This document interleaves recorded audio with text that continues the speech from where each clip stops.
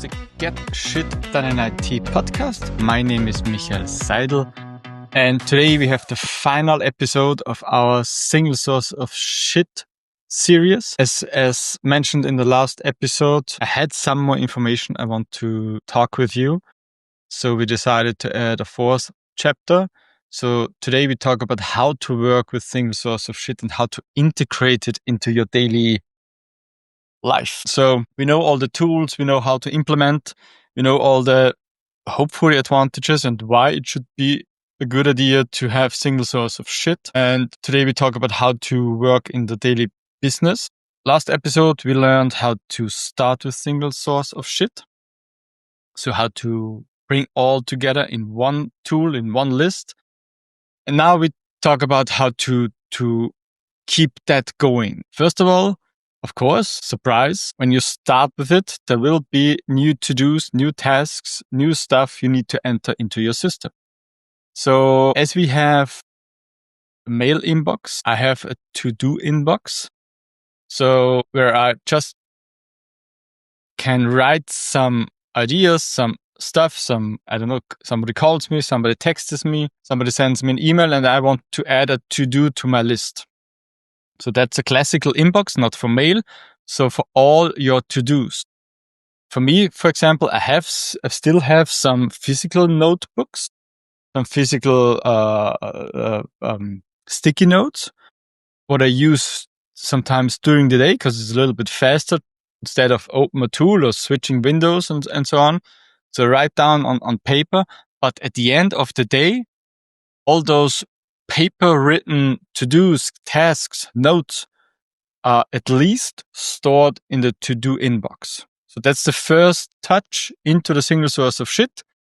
Bring the to-dos into your to-do inbox. And then at the end of the day, or at least at the end of the week, the complete inbox will be emptied, cleared. So not only my mail inbox, not only my chat inbox. At the end, my to-do inbox needs to be cleared. So everything what I have written in there since the last several days, 1 week, needs to be cleared. And cleared means go through that list. If you can solve it, if you can mark it as done in just maybe 1, 2, 3 minutes, it depends a little bit on how much time you have, then do it and mark it as done or remove it from your list. The other stuff is a little bit similar to the zero inbox mechanism. Then you have to decide if it's something you should do it or is it something you can delegate it? Is it maybe something just to keep in mind for later? So like a backlog, for example. And then you have different status on at your to-dos. So first you have to classify it. So is it a private or business stuff? Other classifications. So it depends on your system, how many different classifications you have. But first of all, you have to classify. And then what I do is to set the prioritization. So I have a list of 1 to 5. That means 5 is my typical backlog. So I don't want to do it now because it's not so important. But I had an idea and it might be good, or I heard something I might check later, or maybe I have some ideas where we can go with the kids on a vacation. So this is on my private list. I have a vacation list. And there's just like an idea. Okay. Nothing to do at the moment, just an idea. So that's my priority 5 list. And through that list, I go each 3 to 4, 5 months. It depends a little bit. And I check, do I still need it? Maybe it's already done. Maybe we did it. Or now we need to plan it. So that depends. So it's a little backlog. Okay. Not so important. You should not go through that list daily. Then it depends. The next one is, should I do it? Do I have to wait for something? And how high on priority is it? So if I have to wait for something, so for example, I need to wait for a delivery, or I need to wait for an answer for a specific topic until I can go to the next step.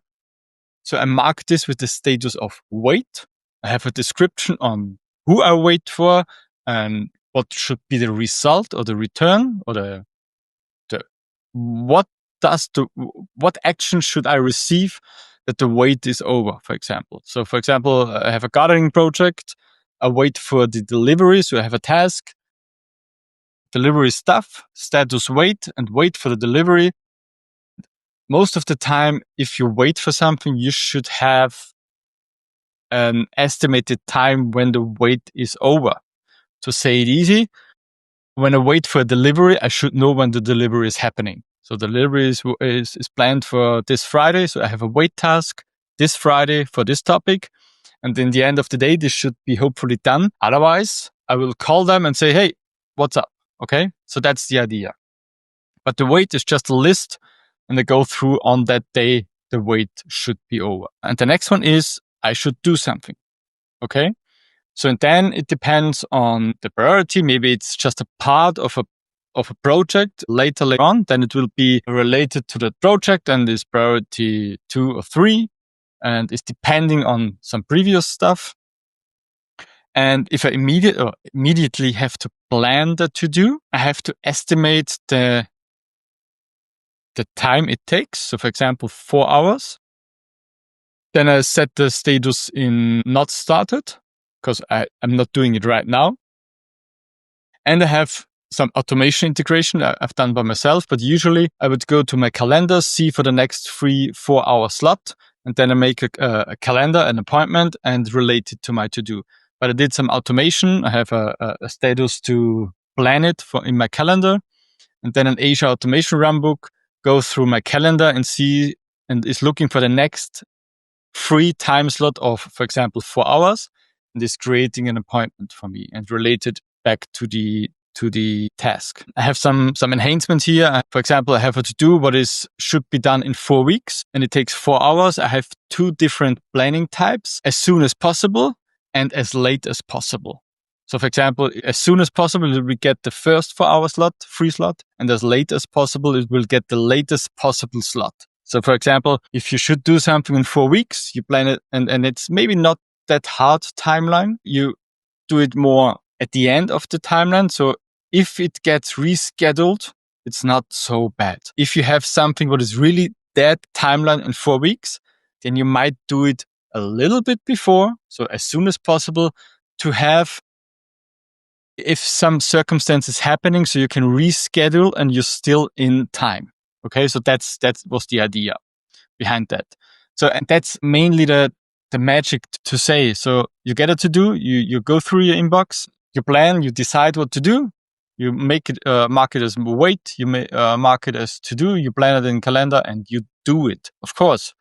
So we talked about 4 episodes about how to implement SSOS and what it is and everything. At the end, you have to do it, of course. Okay. So that is nothing what is changing with that system. It just makes it easier to plan everything, but you still have to do the stuff. Okay. And the third thing, what I implemented in some kind of way, might be some more strict, harder ways or more detailed ways to do this, but this was fine for me. Usually every 1 to 2 months, I do a conference, speech at the conference, technical sessions mostly.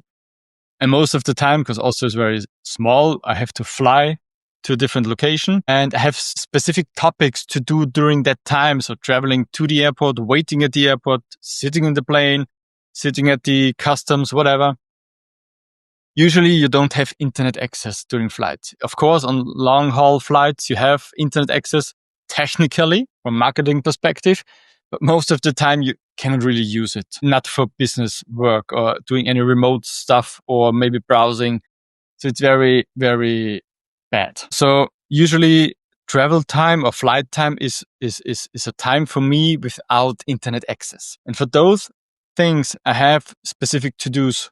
So I keep those to-dos for that time where I don't need internet access, where maybe I don't need, I have always an iPad or iPhone or any stuff with me, but where I don't need to read anything on the internet, and when I need to prepare it for that time. Okay. So I have to-dos classified or categorized in specific locations where I am often. So most of the time I sit on my home office. Second most time I sit at customers. Sometimes I sit on a shared office space to talk with colleagues. But every time on this place I have my notebook, I have internet, I have every IT stuff I need. But on the travel time, I mostly don't have internet access. And on travel time, you mostly get very often interrupted because you travel to the airport, wait. Going to the plane, wait. Outside of the plane, wait. Going to the taxi, wait. Going to the hotel, wait. So you have not that huge slot where you can concentrate. And for this specific time slot, I have specific tasks what I plan on that days and during that time. And for this, I have a special category. And this is something what depends on you. I know a lot of people have long driving time. So they drive to an appointment, drive home, drive to work, spend hours and hours per week or days in the car. So specifically for that time, you can plan, maybe you want all your phone calls or you do some brainstorming with ChatGPT, for example. So it depends on your situation. So you don't have to categorize each task. I need a notebook, I need a mouse, I need this. Of course, there are people doing it, but for me, it would be too much. Okay. So for me, it's just office or not office or internet or not internet. Otherwise, others could be sitting in the car, not sitting in the car. Categorize your to-dos on the locations, on the prerequisites you need for them to do. So if you have a task with mandatory internet, then it will be definitely not a good to do during a flight or maybe a drive in the car if you need to type anything on your notebook or something. Okay. That's the idea. So you classify your to-dos depending on your work environment, on your different work environments. Okay.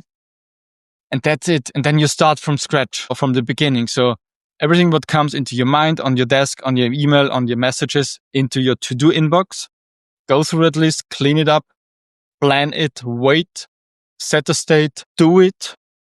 And from beginning. So we're already at 15 minutes already. So still a little longer episode than usual, but now the episodes are done for this topic, as at least my feeling is that I told everything what I know, or I try to know and try to accomplish by myself. If there are any questions, you can contact me on LinkedIn and then we can have an additional episode about your questions. If I forgot anything, if something is unclear, let me know.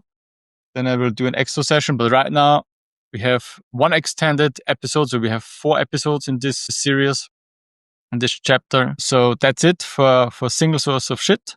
Next episode, different topic, but everything about getting shit done in IT. So thanks for listening. Enjoy your week. Stay productive and bye-bye. If you enjoy this podcast, if it brings you joy, provides value, and you perhaps even listen to it on a regular basis, then I have a request for you today. I need your support to help the podcast grow and reach more people. What you can do is very simple. Subscribe to it on your preferred platform, leave me a comment, a rating if you liked an episode, and share it on social media. I want to reach every IT professional out there and help them better organize themselves. And I'm extremely grateful if you help me with this.